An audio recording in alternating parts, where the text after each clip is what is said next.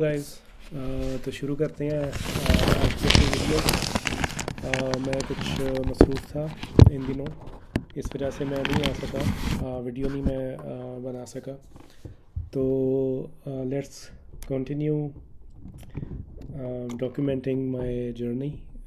तो आज 20 सितंबर 2024 और बिटकॉइन जो है वो 62,900 के ऊपर मौजूद है।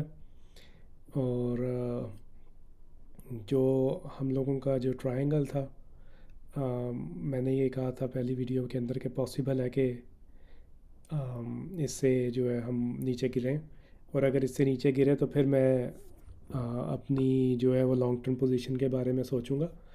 लेकिन जैसे कि आप ये देख रहे हैं कि ये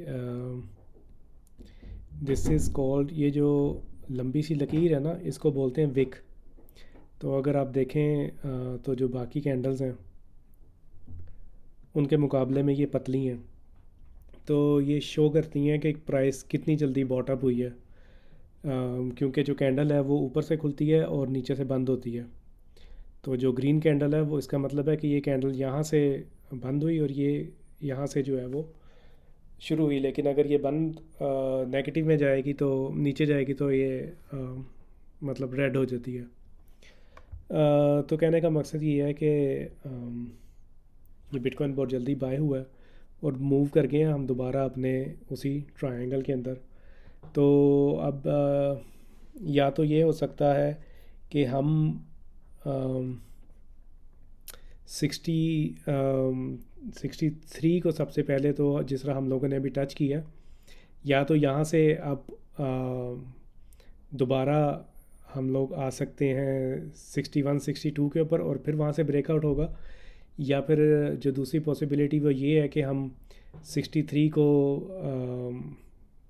ब्रेक करके 65 को भी ब्रेक करें और फिर 67 तक जाए और फिर दोबारा जो है यहाँ से रीटेस्ट हो, and then we go up for 70-72 के।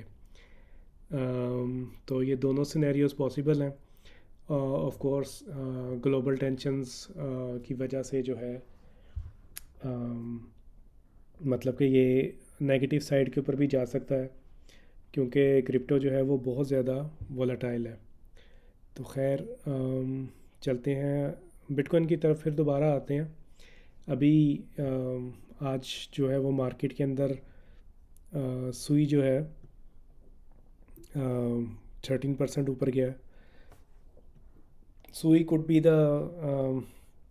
Solana of this bull market. तो इसके ऊपर मैं बहुत ज़्यादा नज़र रखी हुई है मैंने सुई के ऊपर। एप्टॉस भी 11% गया है, हैक्स और एवलॉन्च के बारे में भी न्यूज़ है गाइस, बहुत ही पॉजिटिव न्यूज़ है। उसको आगे चल के वीडियो के अंदर हम लोग शेयर करेंगे। और लिंक टोकन जो है मैं समझूंगा कि ये बहुत रिस्पॉन्सिबिलिटी है जो है ना लिंक टोकन पोर्टफोलियो के अंदर रखना। खैर, this is what I am thinking and what I am doing. तो चलते हैं अगली न्यूज़ की तरफ। तो फेडरल रिज़र्व जो है जो कि अमेरिका के अंदर इंटरेस्ट रेट डिफ़ाइन करता है, सेमी गवर्नमेंट इदारा है। तो इन्होंने 50 बेसिस पॉइंट्स जो है ना इंटरेस्ट रेट वो कट कर दिया है। तो अब इफ़ेक्टिव इंटरेस्ट रेट जो है वो 4.75 है। तो ये एक बहुत पॉजिटिव न्यूज़ है। इसका मतलब है कि जो पैसा है मतलब बैंक से जब आप पैसा लेते हैं या कंपनीज जब बैंक से पैसा लेती हैं तो वो पैसा जो है उनको अब लेना सस्ता पड़ रहा है, यानी कि मनी इज़ गेटिंग चीपर। तो यानी कि पहले आपको जितने पैसे 10,000 रुपया बोरो करने पे देने पड़ते थे ना, अब उससे कह लें 5% कम देने पड़ रहे हैं। और 50 बेसिस पॉइंट्स जो उन्होंने डिक्लाइन किए हैं, 25 बेसिस पॉइंट डिक्लाइन नहीं किए। उससे जो है वो फेड का अंदाज़ा होता है कि ये जल्दी इन्फ्लेशन को जो है वो नीचे लेके आना चाहते हैं। क्योंकि अगर 25 बेसिस पॉइंट कट करते तो ये मीटिंग जो है एफओएमसी मीटिंग हर 3 महीने बाद होती है। तो then it could take like at the end of 2026 3% से नीचे आने के लिए। तो 50 बेसिस पॉइंट का मतलब है कि they just want to like cut फ़ौरन जो है ना 2.9% से तक जल्दी लेकर आने का इनका जो है वो चांस ज़्यादा है। तो ये समरी है इनकी प्रोजेक्शंस की, जो कि 18 दिसंबर जब मीटिंग हुई थी तो उसके बाद इन्होंने रिलीज़ की थी। तो इसके अंदर जो इम्पोर्टेंट टेबल है वो ये फर्स्ट वाला टेबल है। तो इसके अंदर ये देखें कि फेडरल इंटरेस्ट रेट जो है वो अभी बल्कि सॉरी यहाँ से अनएम्प्लॉयमेंट रेट से शुरू करते हैं। तो करंट अनएम्प्लॉयमेंट रेट जो है वो 4.4% है, और ये 2025 में भी कह रहे हैं कि 4.4%। तो इसका मतलब है कि ये प्रोजेक्ट कर रहे हैं, ख्वाहिश कर रहे हैं इस चीज़ की कि जो टॉप है अनएम्प्लॉयमेंट रेट की वो 4.4% है, और फिर 2025 के अंदर भी 4.4% रहेगा, और फिर 2026 में जाके ये 1% गिर जाएगा। यानी कि जो है वो ज़्यादा लोग अनएम्प्लॉयमेंट जो है वो कम होना शुरू हो जाएगी, और लोग ज़्यादा एम्प्लॉय होना शुरू हो जाएंगे। और ये इनकी लास्ट मंथ की प्रोजेक्शन थी, जून की प्रोजेक्शन थी। तो अब ये इन्होंने चेंज इसलिए की है क्योंकि गवर्नमेंट ने जो है एम्प्लॉयमेंट का डाटा रिवाइज़ किया है, और उसके अंदर अराउंड 8 लाख जॉब्स जो हैं वो इन्होंने गलत काउंट की हुई थी। तो वो लोग अनएम्प्लॉयड हैं, इसका मतलब है कि लेबर मार्केट वीक है। तो अब यहाँ पे आते हैं कोर पीसीई इन्फ्लेशन की तरफ। अब इसके अंदर जो है वो ये जून की प्रोजेक्शन ये थी इनकी कि ये 2.8 होगी, लेकिन ये 2.6 थी। और उसी तरह अब ये होप कर रहे हैं कि ये 2.0 के ऊपर जाके तो स्टेबल हो जाएंगे। बाकी फेडरल फंड्स रेट जो है, यानी कि फ्यूचर का फ़ंड रेट क्या होगा, तो अभी 4.4 है, और ये फिर 2 दफ़ा कट करना चाह रहे हैं 2025 में, या फिर मल्टीपल कट्स होंगी। तो 2025 में जो होगा वो 3.4 होगा, और फिर 2026 में 2.9 होगा, और 2027 में भी जो है 2.9 होगा। तो इसका मतलब है कि ये जो फेडरल फंड रेट फ्यूचर का जो है ये 2.9 यानी कि 3 तक रखना चाह रहे हैं। तो this is very bullish for the assets, क्योंकि पैसा जब बोरो करना आसान होता है तो फिर मुख्तलिफ़ कंपनीज़ जो हैं वो पैसा बोरो करके तो न्यू बिजनेसेस शुरू करती हैं, जिससे जो है वो ज़्यादातर लोग जो हैं एम्प्लॉय होते हैं। तो साइकिल इस तरह चलता है कि सबसे पहले जो है वो इंटरेस्ट रेट कम होता है, उसके बाद फिर जो है वो रिक्रूटर्स की हायरिंग शुरू होती है। आप देखेंगे मार्केट के अंदर के ना रिक्रूटर्स की जॉब बहुत ज़्यादा आना शुरू हो गई हैं। जब रिक्रूटर्स हायर होते हैं तो फिर उसके बाद थर्ड स्टेप होता है, जिसको कहते हैं कि जिसके अंदर फिर लोग जो रिक्रूटर्स हैं वो लोगों को हायर करना शुरू करते हैं, और ये फिर 5 से 7 साल चलता है। एंड देन फिर हम देखते हैं कि मार्केट का साइकिल आता है, और फिर मार्केट जो है ना वो नीचे की तरफ जाना शुरू कर देती है। अब ये जो ब्लैक रॉक जो कंपनी है, ये इतनी बड़ी कंपनी है कि इनके पास इतनी ताकत है कि ये दुनिया की हुकूमतों को भी मतलब कि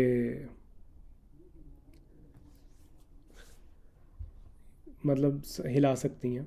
आई डोंट नो ये बात इस तरह की बात मतलब कि एनीवेज मूविंग ऑन। तो इन्होंने जो है ये जो ब्लैक रॉक है, इन्होंने कोई ऐसी बड़ी कंपनी नहीं होगी दुनिया की कि जिसके अंदर इनका शेयर ना हो, या फिर कोई किसी मुल्क के अंदर इनके पास इनके एसेट ना हो। तो ये जो है 35 ट्रिलियन फेडरल रिज़र्व डॉलर जो है ना वो डालना चाह रहे हैं इसके अंदर, बिटकॉइन के अंदर। तो क्योंकि ये ऑफसेट करना चाह रहे हैं गिरते हुए डॉलर को, जब डॉलर नीचे जाता है एसेट ऊपर जाता है, तो एसेट गोल्ड बिटकॉइन चीज़ों की मतलब ऐसी चीज़ें कि जो कि आप प्रिंट नहीं कर सकते, ऐसा एसेट जो कि आप प्रिंट नहीं कर सकते। पैसा तो प्रिंट कर सकती है ना, तो मतलब कि जो हार्ड एसेट्स हैं, फॉर एग्जांपल इसके अंदर कमोडिटीज़ भी आती हैं, फॉर एग्जांपल दूध है, दही है। तो इन चीज़ों की प्राइसेस ऊपर चली जाती हैं क्योंकि ये लोग चीज़ें प्रोड्यूस कर रहे होते हैं, तो इनके ऊपर इनकी मोनोपोली होती है कि ये कितनी उसकी प्राइस जो है वो इंक्रीज़ करें। तो खैर कुछ मुल्कों के अंदर तो पेट्रोल महंगा होता है, तो हर चीज़ ही महंगी हो जाती है।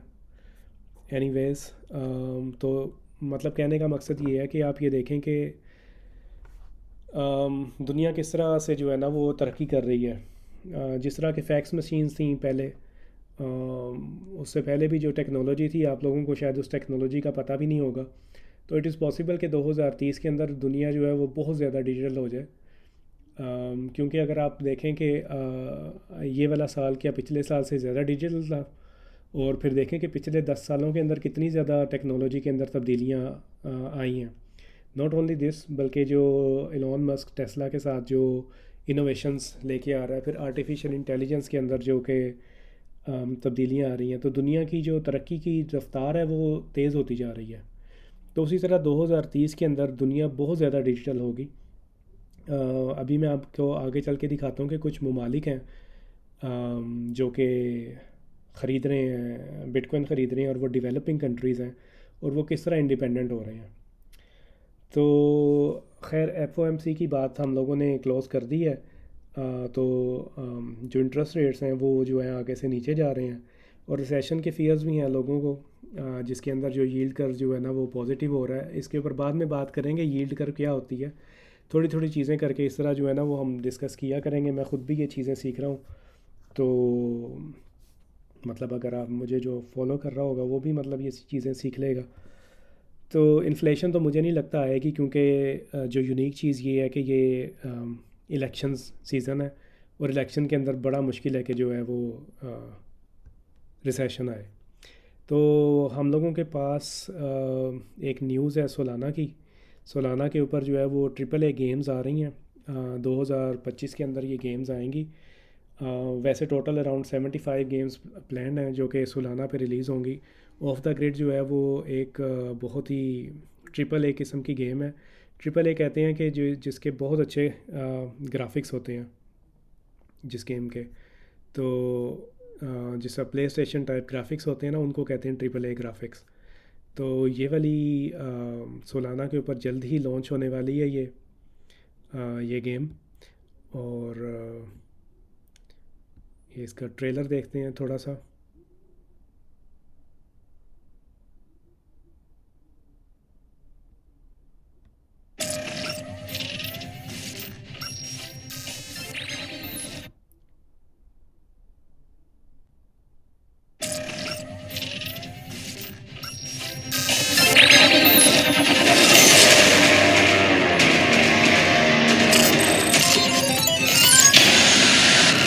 What's up, Cobra fans? Welcome to Cobra's Corner. Is this for real? Yes, Black Sabbath. 3 huge game developers have gotten together to create the ultimate gaming experience. The top video game players in the world. Are they any good in real-life battle royale type situations? Not this, but actually this. It's not playing around on a screen. We do have ex-Navy SEALs coming down. We need the best of the best.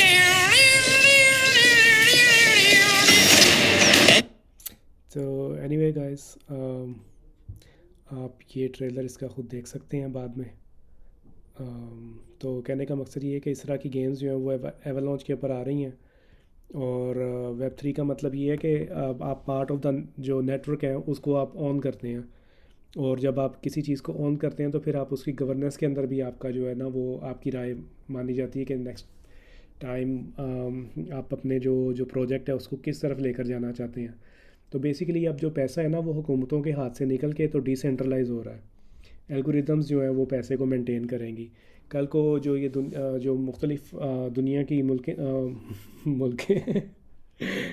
दुनिया के मुल्क हैं, वो जो digital assets हैं उनको on करेंगे, और फिर जो जंगें हुआ करेंगी वो साइबर सिक्योरिटी की हुआ करेंगी। वो फिर ये इस तरह बम्बों वाली और ये इस तरह की जो ना जंगें ये नहीं हुआ करेंगी।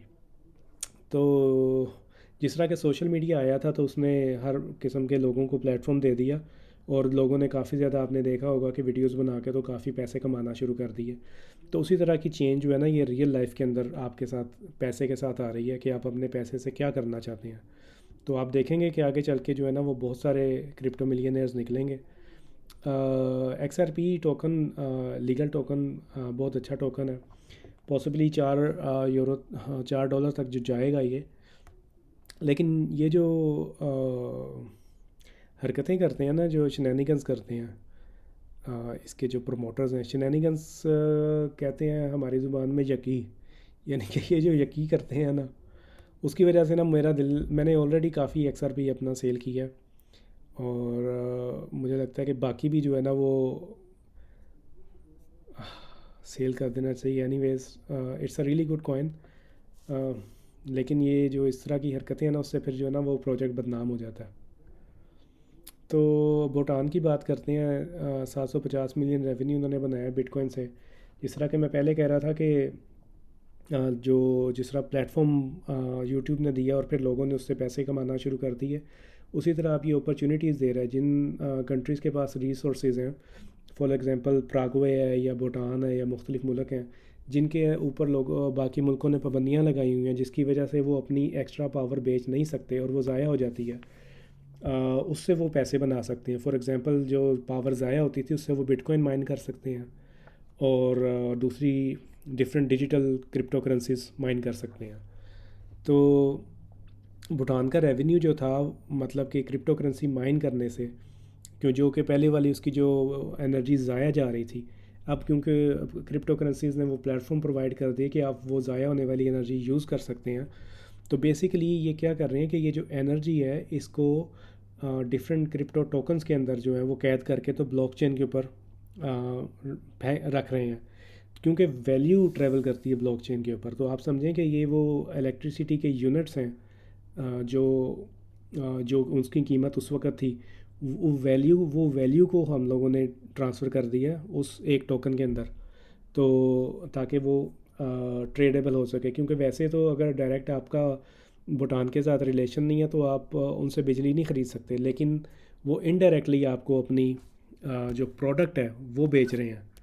तो फ्यूचर के अंदर अगर मतलब फिर इन चीज़ों की जो है वो वैल्यू ऊपर जाती है, क्योंकि फिर डिमांड जो है वो इनकी ज़्यादा होती है और सप्लाई कम होती है। तो डिमांड ज़्यादा किस तरह होती है, जब मुख्तलिफ़ किस्म की डैप्स जो हैं, जिस तरह के ये जो वेबसाइट चल रही है ये एक सर्वर के ऊपर होस्ट हुई हुई है पीछे। तो वो सर्वर एक कंपनी जो है वो ऑन करती है, फॉर एग्ज़ाम्पल गूगल या कोई अमेज़ोन या माइक्रोसॉफ्ट। तो जो उसके अंदर आप हिस्सा इसी तरह डाल सकते हैं कि आप उनके स्टॉक्स ख़रीदें, लेकिन उसके अंदर काफ़ी कॉम्प्लिकेशंस और मैनिपुलेशंस होती है। तो या फिर अगर मैनिपुलेशन ना भी हो तो काइंड ऑफ ये वाला भी उसी तरह का ही सिस्टम जो है ना वो बन जाता है कि लोगों ने फॉर एग्जांपल कंप्यूटर्स लेकर तो नेटवर्क के साथ अटैच किए हुए हैं, तो आपने अगर वो प्रोसेसिंग पावर उसकी बाय करनी है तो आपने उसको पैसे देने हैं, तो वो कौन सी करेंसी होगी, तो वो करेंसी उसी ऐप ब्लॉकचेन का टोकन होगा जिसके ऊपर वो डैप बनी होगी। या फिर आप मुख्तलिफ जो है वो क्रिप्टो करेंसीज देकर तो आप वो रिसोर्स ख़रीद सकते हैं। तो फॉर एग्ज़ाम्पल आप एक ऐसी इंटरनेशनल करियाने की दुकान समझ लें कि जो दुनिया की मुख्तलिफ़ करेंसीज़ को एक्सेप्ट करती है और आपको वहाँ से सर्विसेज मिलती हैं। तो आगे दुनिया की जो इकोनॉमीज़ हैं वो इसी तरह हो जाएंगी। तो अब ये अरखम एक डैप है जो कि ब्लॉकचेन के ऊपर काम करती है और ये आइडेंटिफाई करती है डिफरेंट एड्रेसेस को कि वो किससे बिलोंग करते हैं। सो क्योंकि सूडोनोनिमिटी है, इसका मतलब है कि आपको ये नहीं पता, मतलब फॉर एग्जांपल कि अगर मेरे पास एक मास्क है तो आपको ये नहीं पता इस मास्क के पीछे कौन है। बस आपको ये पता है कि आप मुझे उस मास्क के की तरह से जानते हैं। तो ये जो कंपनी है या ये जो डैप है ये मतलब मुझे मेरे मास्क के साथ कनेक्ट करती है, तो मतलब इनको पता चल जाता है कि ये जो एड्रेस है वो किसका है। तो ये 26% उनके जीडीपी का है जो इन्होंने सिर्फ क्रिप्टो करेंसी से बनाया है। तो यानी अगर आप एक for example GD gross domestic product होता है कि जो एक मुल्क की कमाई होती है। फॉर एग्जांपल कि अगर आप महीने का 100 रुपया कमाते हैं तो आपने सिर्फ क्रिप्टो करेंसी से ही जो है ना वो आपने 26 रुपये कमा लिए, तो इसका मतलब है कि अब आपने 126 रुपये कमाए हैं। तो यानी कि फिर उसका मतलब है कि जो जो चीज़ आपको ज़्यादा मुनाफा देती है उसमें फिर आप ज़्यादा पैसे इन्वेस्ट करते हैं। प्रागवे का भी यही सीन है, जो हमने जो भी डिस्कस किया था। फिर वेनेजुएला और ये बाकी सारी की सारी कंट्रीज़ हैं, फिर ये इंडिपेंडेंट हो जाएंगी। अभी तो इनके अंदर फिर इनडायरेक्ट इन्वेस्टमेंट होगी, काइंड ऑफ इनके इनके रिसोर्सेज के अंदर इनडायरेक्ट इन्वेस्टमेंट होगी। तो मतलब this is very bullish for the overall crypto market. मतलब ये वो चीज़ें हैं कि जो आपके सामने होती ही आपको नज़र आ रही हैं। कोई एक मतलब कि एक ख्वाब या ख्याल नहीं है, दे आर एक्चुअली हैपनिंग। जो मुल्क हैं वो इंडिपेंडेंट हो रहे हैं क्रिप्टो करेंसी से। और ये आप और मज़ीद भी जो हैं वो एल सल्वाडोर का जो प्रेसिडेंट बुखले है उसने भी जो है ये देखें, ये माइनिंग के लिए जो है ना ये इनके पास वोल्केनोज हैं, तो ये वोल्केनो की पावर को हार्वेस्ट करते हैं और उससे जो है वो बिटकॉइन की मशीनें चलाती हैं। वरना तो जो वोल्केनो पावर थी वो तो ज़ाया हो रही थी। तो अब ये काइंड ऑफ अपना जो रिसोर्स है एक मुल्क, वो आपको इनडायरेक्टली बेच रहा है। तो मतलब this is very good. Argentina जो है मतलब they can also do a lot of things. आप फॉर एग्ज़ाम्पल यहाँ पे देखें, कीनिया के अंदर जो है वो काफ़ी ज़्यादा बिटकॉइन की एडॉप्शन हो रही है। तो मतलब इन्होंने पहले बैन की थी क्योंकि जो है ना इनको शुरू में जो है वो समझ नहीं आई कि ये क्रिप्टो करेंसी है क्या। और वैसे भी अब गेम जो है ना वो पॉलिटिकल लीडर्स के हाथ से निकल के ना तो लोगों के हाथ में आ रही है, क्योंकि अभी आपका पैसा जो है वो पॉलिटिशियंस के हाथ में है। वो जब भी ऑर्डर देते हैं जितना पैसा छापो वो छापते हैं, और वो जहाँ पे उन्होंने ख़र्च करना होता है मतलब अपने बिजनेसेस के अंदर तो वो ख़र्च करते हैं। तो वो काइंड ऑफ आप लोगों से आपका पैसा चोरी कर रहे हैं इन्फ्लेशन के थ्रू। लेकिन जब आप जब उनका इख्तियार ही नहीं होगा उस पैसे के ऊपर, वो उसको छाप ही नहीं सकेंगे, वो उस पैसे को डायरेक्टली एक्सेस ही नहीं कर सकेंगे, तो फिर आप लोगों का कमाया हुआ पैसा जो है वो आप लोगों के पास रहेगा। और जिस तरह सोने की कीमत बढ़ती है उसी तरह आप लोगों के पैसे की कीमत भी बढ़ेगी। बेसिकली फिर ये आप उसको इस तरह समझ सकते हैं कि आप मतलब जवानी के अंदर जो आपकी एनर्जी, जो आपकी ताकत है, उसको आप सेव कर रहे हैं बुढ़ापे के लिए। तो आप अपनी जब आप कोई जॉब करते हैं या कोई काम करते हैं तो आप अपनी एनर्जी, जो आपकी जवानी की ताकत है, एनर्जी है, आप वो उसमें उसमें इन्वेस्ट करते हैं और उसके आपको पैसे मिलते हैं। और ये अगर पैसे आप रखें किसी करेंसी के अंदर जो कि पॉलिटिशियन कंट्रोल करता है, तो बेसिकली वो आप लोगों से आप लोगों की जवानियाँ ही चुरा रहे हैं। तो एनीवेज मतलब आप अपनी जो जवानी की एनर्जी है ना वो आप उस टोकन में सेव कर लेते हो, ताकि जब आप बूढ़े हो तो जब आपको उसकी ज़रूरत हो तो आप उसको इस्तेमाल कर सकें और कोई आपसे वो चुरा ना सके। तो भूटान जो है जनाब वो यहाँ पे मौजूद है। आई थिंक ये, हाँ जी, बांग्लादेश के ऊपर है, बिल्कुल नेपाल के साथ है, छोटा सा मुल्क है। तो ये देखें कि किस तरह जो एक मुल्क है वो अपनी किस्मतें बदल रहे हैं। अब माइक्रो स्ट्रेटजी जो है माइकल सेलर इसका सीईओ है इस टेक्नोलॉजी कंपनी का, और ये बहुत ज़्यादा अमाउंट ऑफ बिटकॉइंस जो है ना ये होल्ड करते हैं। तो इसने अभी करंटली 1 बिलियन के जो कन्वर्टेबल नोट ऑफरिंग थी, इनको डिस्कस समझ लें पैसे थे ना, $1.1 बिलियन जो है ना जी, उसके जो है ना उसने वो बिटकॉइन ख़रीदे हैं। ठीक है जी। तो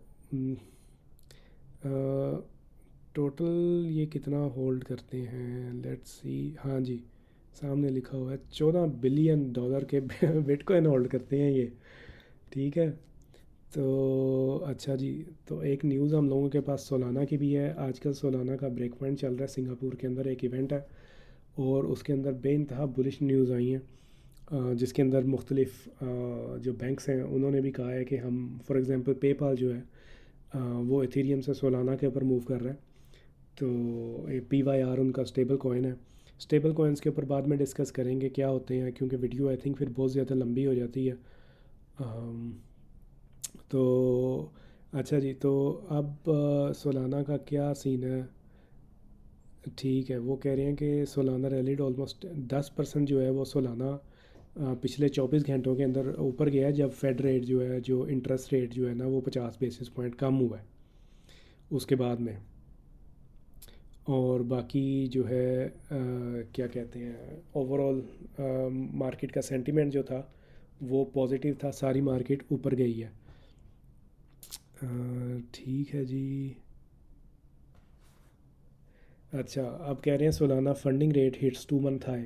अब फंडिंग रेट क्या होता है? फंडिंग रेट मार्केट के अंदर ना बेसिकली लॉन्ग और शॉर्ट चल रही होती है। लॉन्ग वो होती है कि जो लोग कहते हैं कि जो इसकी प्राइस है ना वो ऊपर जाएगी, और शॉर्ट वो होते हैं जो कहते हैं कि इसकी प्राइस नीचे जाएगी। तो फंडिंग रेट ये होता है कि ये जो एक दूसरे के पैसे देने होते हैं ना उसको बैलेंस करना। तो फंडिंग रेट पॉजिटिव होने का मतलब है कि मार्केट के अंदर लॉन्ग्स ज़्यादा ओपन हो गई हैं, और जो सोलाना की फ्यूचर वैल्यू है ना, तो वो उसकी करंट प्राइस से जो है ना वो ज़्यादा है। तो ये वाले कॉन्ट्रैक्ट क्योंकि अभी सेटल नहीं हुए होते, ये फ्यूचर में जाके सेटल होते हैं, तो ये दोनों ट्रेड्स को बैलेंस करने के लिए जो है ना वो यूज़ होता है फंडिंग रेट। तो इसका मतलब है कि मार्केट के अंदर नया पैसा एंटर हो रहा है। तो जब फंडिंग रेट नेगेटिव में चला जाता है तो इसका मतलब है कि लोगों की शॉर्ट्स क्लोज हो रही होती हैं, और लोग मार्केट से एग्ज़िट कर रहे होते हैं। और जब फंडिंग रेट पॉजिटिव होता है, मार्केट में पैसा आ रहा होता है, इसका मतलब है न्यू ट्रेडर्स आ रहे हैं और वो लॉन्ग जा रहे हैं, क्योंकि जो है ना अपना यहाँ पे ओपन इंटरेस्ट जो है वो इंक्रीज़ हो गया। और ओपन इंटरेस्ट रेट की बात हो गई। हाँ, ओपन इंटरेस्ट रेट का मतलब है कि अ, मतलब लोग ज़्यादा लॉन्ग जा रहे हैं। Open open interest rate increase हो रहा है, तो इसका मतलब है कि लोग लॉन्ग जा रहे हैं, तो वो जो न्यू ट्रेडर एंटर हो रहे हैं वो लॉन्ग जा रहे हैं। वो कह रहे हैं कि मार्केट की जो प्राइस है ना सोलाना की प्राइस वो ऊपर जाएगी। अच्छा जी। Solana continue to find X 127 के ऊपर जो है वो सपोर्ट। सपोर्ट का मतलब है कि उससे नीचे प्राइस नहीं जाती, तो फिर जो है उसकी जो कीमत है ना वो तय हो जाती है कि भाई ये कम से कम 127 का है। और फिर उसके बाद जो है वो नेक्स्ट जो रेजिस्टेंस होती है, प्राइस उसको ब्रेक करने की कोशिश करती है, जो कि 140 के ऊपर है। तो अब वो कह रहे हैं कि सोलाना पॉसिबल है कि 140 के ऊपर जो है ना 140 को जो है ना वो ब्रेक करेगा। ठीक है। और फिर 140 को ब्रेक करेगा तो फिर उससे ऊपर जो रेजिस्टेंस होगी वो यहाँ पे है 160 की, तो उसको हिट करेगा। ठीक है जी। तो अब वो कह रहे हैं कि जो वन की जो जो एक बहुत कीमती फैक्टर है ना, वो ये है कि 20 100 estimated moving exponential moving average जो है ना 4 आवर की, उससे ऊपर है। एक्सपोनेंशियल मूविंग एवरेज ये होती है कि ये जो रीसेंट प्राइसेस होती है ना, रीसेंट जो प्राइसेस होती है उसको ज़्यादा वेट देता है exponentially as compared to the old price. तो ये रीसेंट ट्रेंड को जज करने के लिए यूज़ होता है। अगर इससे पता चलता है कि मार्केट ऊपर जा रही है या मार्केट नीचे जा रही है। ठीक है जी। हमने काफ़ी ज़्यादा बातें कर ली हैं। आई थिंक कि एक दफ़ा बिटकॉइन का चार्ट जो है वो देखा हमने। हाँ जी, DXY देखते हैं कि ये देखें जी। DXY याद है आप लोगों को? याद होगा कि ये ट्रायंगल ड्रॉ किया था, और तब यही मैंने कहा था कि या तो ये इससे नीचे जाएगा, टूटेगा, या फिर ये पॉसिबल है कि ये इसको ऊपर जाए, बट ज़्यादा चांसेस यही थे कि ये नीचे गिर जाए। तो DXY जो है ना बेसिकली डॉलर की कीमत है दुनिया की मुख्तलिफ़ करेंसी के बदले में। तो ये जो है ये इस वक्त यानी कि डॉलर नीचे जा रहा है। तो जब डॉलर नीचे जाता है तो फिर जो एसेट्स होते हैं ना, गोल्ड वगैरह और बिटकॉइन वगैरह जो है वो फिर ऊपर जाते हैं। तो ये गोल्ड है जो है ना, ये अपनी वन ऑफ हाईएस्ट के अंदर है गोल्ड। अच्छा जी। ग्लोबल लिक्विडिटी भी देख लेते हैं। ग्लोबल लिक्विडिटी जो है वो 81 $81 ट्रिलियन है इस वक्त। तो बेसिकली ये जो M1 M2 मनी सप्लाईज़ हैं, और या फिर जो मुल्कों की जो जितने भी यानी कि दुनिया के अंदर लिक्विड कैश पड़ा हुआ है, कैश या फिर लिक्विड एसेट्स जो कि क्विकली कन्वर्टेबल है कैश के अंदर। जिस तरह कहते हैं ना कि होंडा जो है वो कैश है, फ़ौरन बिक जाता है, उसी तरह के जो एसेट्स हैं ना वो भी शामिल करें इसमें, तो वो बढ़ रहे हैं, 81 ट्रिलियन के हो गए हैं। तो यानी कि मार्केट के अंदर जो है वो पैसा आ ही जा रहा है। तो 20 ईयर यील्ड्स जो हैं वो भी गिर गई हैं। इसका मतलब है कि लोग आगे से एक्सपेक्ट कर रहे हैं कि जो अगर पैसा संभाल कर रखेंगे तो पैसे के ऊपर जो इंटरेस्ट है वो कम मिलेगा, यानी कि पैसा अपनी वैल्यू लूज़ करेगा। तो फिर लोग क्या करते हैं कि जो पैसा है ना वो एसेट्स में डालना शुरू कर देते हैं। तो क्रिप्टो करेंसीज भी जो है वो एसेट्स हैं। तो 30 ईयर यील्ड्स जो हैं वो ऊपर जा रही हैं, क्योंकि मतलब ये 30 ईयर्स हैं, खैर ये तो लाइक वेरी लॉन्ग टर्म है। 5 ईयर्स भी ऊपर जा रही हैं और 10 ईयर्स भी ऊपर जा रही हैं, मतलब कि बॉटम को हिट करके तो अब ऊपर जा रही हैं। तो अगर तो ये अब है हमारे पास 21 एक्सपोनेंशियल मूविंग एवरेज है, उस यदि अगर तो ये इसको हिट करके या तो ये नीचे आएगी या फिर इधर इधर से बाउंस कर सकती है, या फिर ये इससे मज़ीद नीचे जा सकती है। और उम्मीद यही है कि ये नीचे नीचे जाएगी, क्योंकि आगे से वो इंटरेस्ट रेट्स जो हैं वो कम कर रही हैं। ठीक है जी, हमने काफ़ी कुछ डिस्कस कर लिया है। हाँ, बस एक न्यूज़ जो है वो रह गई है कि 45 डेज़ के अंदर जो है वो यूएसए का इलेक्शन है, जो कि बहुत बुलिश हो सकता है अगर ट्रंप जीते, क्योंकि तो गाइस आज के लिए इतना ही। मिलते हैं फिर नेक्स्ट वीडियो में। अपना बहुत ज़्यादा ख्याल रखिएगा। Bye bye.